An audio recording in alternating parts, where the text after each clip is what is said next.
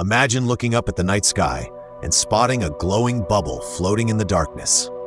As you zoom in, you realize it's not just a bubble. There are people inside, growing food, working in labs, living their lives in space.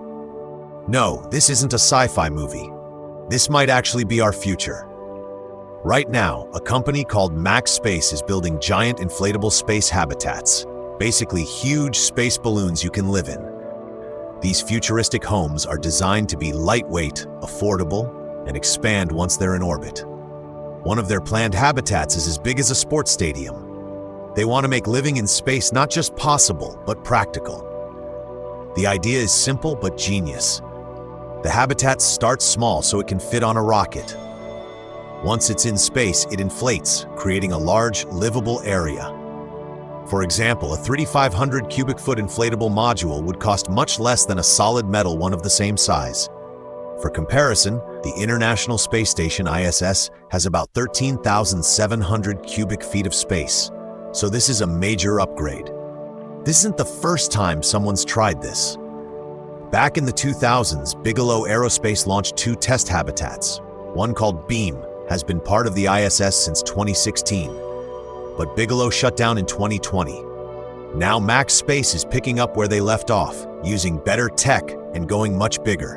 In 2026, Max Space plans to launch a habitat the size of 2 suitcases. But once inflated, it'll offer 700 cubic feet of space. This version won't carry people yet, but it'll prove how strong and protective the design really is. All this progress leads to one big question. Can we really live in space long-term? NASA and space agencies around the world are working on the Gateway program, a space station that will orbit the moon. Billionaires are talking about colonies on Mars and space tourism. But here's the real challenge. How do we have children in space? That's where a company called Spaceborne United, based in the Netherlands, steps in. They're working on a tiny IVF and embryo incubator that can be tested in space. They've already dropped one from 12 miles up to study radiation effects. Why does this matter? Well, planets like Mars have much lower gravity than Earth. And we don't yet know if embryos can grow normally under those conditions.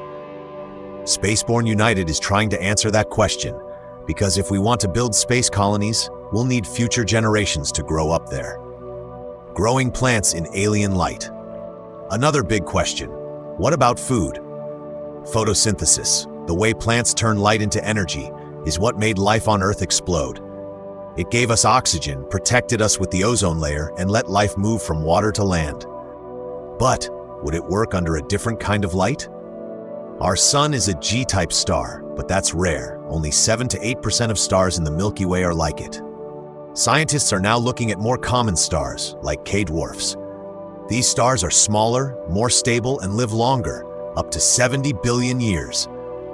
In a recent study, scientists tested plant growth under K-dwarf light. They used garden cress and cyanobacteria, both known for being tough. And guess what? The plants under K-dwarf light grew even better than under sunlight. Larger leaves, faster sprouting. Turns out alien light might not be a problem after all. Could life exist without a planet? But here's a mind-blowing idea. What if life doesn't even need a planet? 2 scientists from the University of Edinburgh suggest that life might be able to build its own environment, floating freely in space. They believe advanced life could create barriers to hold in water, protect from UV rays, and keep just the right temperature. Kind of like a living spaceship. They say these self-sustaining ecosystems could float in space between Earth and Mars, no planet needed. Earth is perfect for life, because it recycles energy and elements through volcanoes, tectonics, and photosynthesis. But what about the icy moons of Jupiter and Saturn? Some of them may have oceans under their frozen surfaces, but can they support life without sunlight, atmosphere, or nutrient cycles? If life can survive in those extreme conditions, or build its own environment, we may need to change how we search for life in the universe. It may not just adapt to its surroundings, it could create them. So, what do you think? Is humanity really on the edge of becoming a spacefaring species? If that thought lit up your curiosity, give this video a like and share it with your friends. And hey, if you want to keep exploring the wonders of science and the universe, just click on one of these videos and stay tuned with Mano Facts.